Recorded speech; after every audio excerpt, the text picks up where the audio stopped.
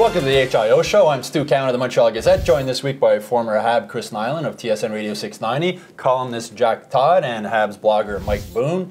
The big news this week, apart from the Canadiens losing, was the John Scott situation. Chris, just your thoughts on Gary Bettman and the NHL and how they handled this whole thing. I'm happy the way Scott handled it. He kind of kept it low-key. He took the high road. He did come out with his article in the Players Tribune that basically said they tried to shame him into not coming to the All-Star game, which is, that's the NHL, really, and that's Bettman. And then to come back and take advantage of the situation like they did, the two faces, the hypocrisy of it all, just made me sick. I had some dealings with them in trying to make The Last Gladiators. They made it terribly difficult. They didn't want me to be the subject of the film. They wanted Stu Grimson. No offense to Stu, great guy. He got a law degree after hockey, and he's done really well. But they wanted to go with Stu because it's a better story, right? And they said, well, if we're going to go with Stu, we're going to have to get into the whole concussion thing. Well, they didn't like that either. So, again, I think it's a shame what they did. And then to have Daly out there smiling away, giving the keys to the car and the MVP trophy, and that little midget Bettman standing there with him, just enough to make it puke. And then make him the NHL's first star of the week. It's ridiculous. I think everybody's embarrassed in this situation. I think the Canadiens are embarrassed too, Jack. I think the Canadiens may look worse in this than anything. I know the league is completely hypocritical when Bettman's sitting there saying, oh, we just wanted to see if he was comfortable. Once we knew he was comfortable, then we were fine with it. BS, Bettman, you're a liar. But the Habs, why trade for a guy and then act like you're embarrassed to have him? And then they wouldn't put an NHL logo on his... if you're ashamed of the guy, why did you trade Jared Tenorti to get him? What the hell is the story here? They did not only put a Habs logo on him, but if you go to the Habs website, you're able to vote for him for Star of the Week with the Habs. He's there with 5 other players. It's their late catch up. Haven't they hinted at some deep, dark reason behind the acquisition that they are not at liberty to disclose? Bergevin said if he could tell us why, we would understand. Why can't he tell us why? This is unbelievable. No. If there is a deep, dark reason still, why take a guy that embarrasses the organization if that's the way you feel about it? I don't feel that he embarrasses the organization, but they act like he does. What is going on here? At this stage, the organization is edging toward beyond embarrassment in general. Is it worth calling him up, Chris? Because I mean, at this point, no. Listen, he's not a good player. I get all that stuff about in the room, blah blah blah. Listen, these guys have to sort it out. John Scott is not the answer. I don't see them calling him up either. It's a guy they took for whatever reason. And I think it's a wink, wink, nod, nod later. Something's going to come of it for Mark Bergevin in the form of a draft pick or something when he needs something. So, he's not the answer. The Habs made it pretty clear after the trade that he wouldn't play for the Canadiens. They were going to bury him down in St. John's. But, I mean, I don't think I've ever seen or heard Habs fans so upset. I mean, one fan on the HIO site after the game the other night said it's time to put paper bags on the statues outside the Bell Center. Great line. People are angry. They're absolutely furious, and I don't blame them. They, I said last week they were like a drunk thrashing around in a closet. You don't see what they're doing. You don't see why they're doing it. At this point, I think it would be farcical to fire Terry. And the season is gone. There are too many teams to climb over. Why and how they got here, their handling of Carey Price, their handling of Scott. This was an organization up to the end of last season that just since Bergevin came, never seemed to make a mistake. Everything was pretty good. And all of a sudden, they can't do anything right. And they take the loyalty of their fans for granted. They think the string of sellouts will go off into infinity and never end. This isn't Toronto, They better sharpen up to that. There was a announced sellout at the game against Columbus last week, but there was a lot. I've never seen that many empty seats down low, which means the scalpers can't get rid of the tickets. And I know on StubHub and the tickets are selling below face value. With the weather today. Bad weather and the Buffalo Sabres in town. They forget that, when they first moved into that building, it was a long time before they started getting sellouts again. Mm-hmm. They went through a long, hard stretch there in the late 90s before, they established that weekly sellout or daily sellout thing. I could see it going back to that. Well, I remember there were stories about the Bell Center being too big. They built it too big. They couldn't sell all those seats. They might think so again. Because the one thing that's become clear this season, I think it's the single most important thing. Without Carey Price, this is the worst team in hockey. Yeah. The worst team in hockey. You have to recalibrate with that. Okay, one guy stands between you and being, worse than the Blue Jackets.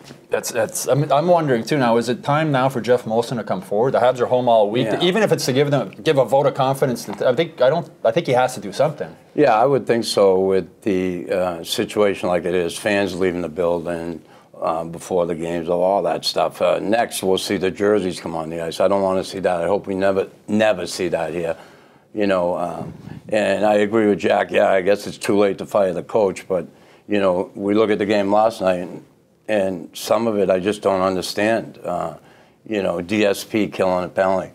Here's a guy who can't play a regular shift. He's out there killing penalties after 5 days off. A guy who can't get there. And if you look at him killing a penalty, he goes and slashes Simmons and leaves the back door wide open, which he's supposed to be covering with his stick.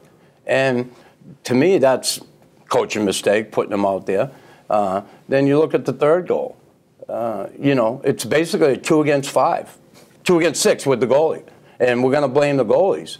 It's the defensive play down below the dot state in constant confusion and disarray down there. They're all looking at the puck. No one's picking up anybody. Do you think they've quit on him? And Fleischman on the 5-minute power play. Oh, well, that's I think he's quit. If Therrien could ever coach, I think he's stopped coaching. There are just so many inexplicable moves. And, you have to actually wonder if it isn't deliberate. If I look back at, after that Boston game, the Winter Classic, it looked like maybe they had turned it around. They went into Philadelphia and played a real stinker. And I think at that point, Marc Bergevin knew, if the rest of us didn't, that they were done. And because there have been no moves since then, no attempt to turn it around, no firing, no bringing anybody up, no trades. I think they know that they're tanking. We're right back after a short break.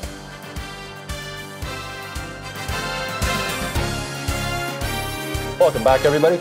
Chris, watching the game in Philadelphia, I'm thinking the Habs could use you, put you back out there. This team looks soft. David Darnay gets cross-checked from behind. Nobody does anything. Max Pacioretty hits a guy. Ryan White comes to challenge him. He goes on the bench. It's like they need somebody to stand up. Yeah, they're not showing they're sticking in for each other. We hear them talk about how they're tight, they're close. No one's sticking up for each other. Ratko, Gudis, I mean, please. And he hits Lesio low like that. No one does anything. Well, maybe it's because Lesio is a new guy. We don't know him yet, so we're not going to stick up for him. I don't get it. You got Claude Giroux out there yapping at everybody. It's like they think Bob Daly, Ed Van Imp, and Moose Dupont are still there. Come on. Who's the biggest, toughest guy out there? Wayne Simmons, please. He never fights. He hits. They look scared.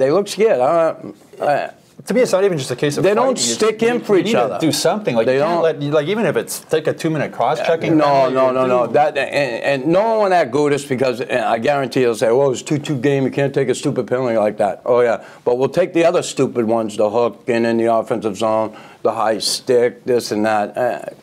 Honestly, it's sickening to watch. The Canucks put Brandon Prust on waivers. I don't think Brandon Prust is the answer to the Canadiens' problems, but I think they might miss him on the bench as possibly. a leader. I don't think they're going to bring him back. I think there were issues there, which is why he left in the first place. But I think Prust might be able to help just in that sense, the toughness on the ice. And I still think John Scott could help. And it's the decent thing to do for the guy.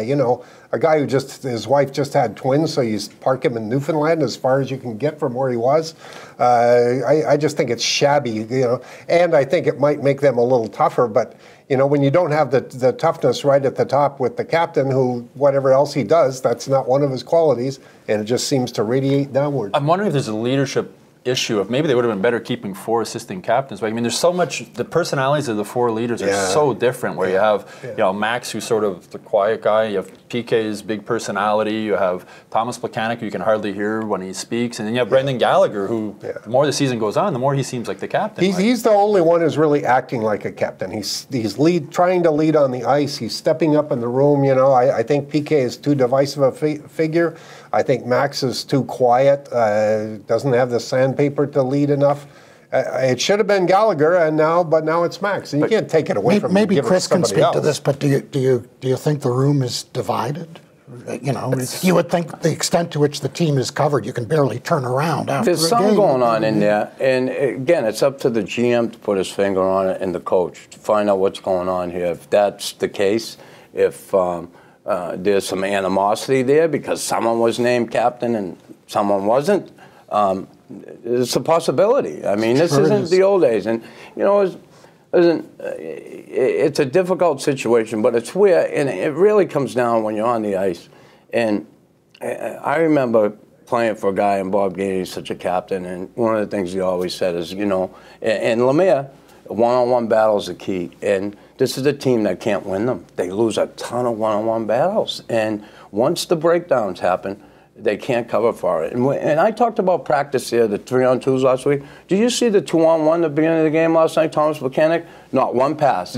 Went right in, ran out of the room. At the end, Plekanec, he had a situation wide open, hit the goalie right in the chest again.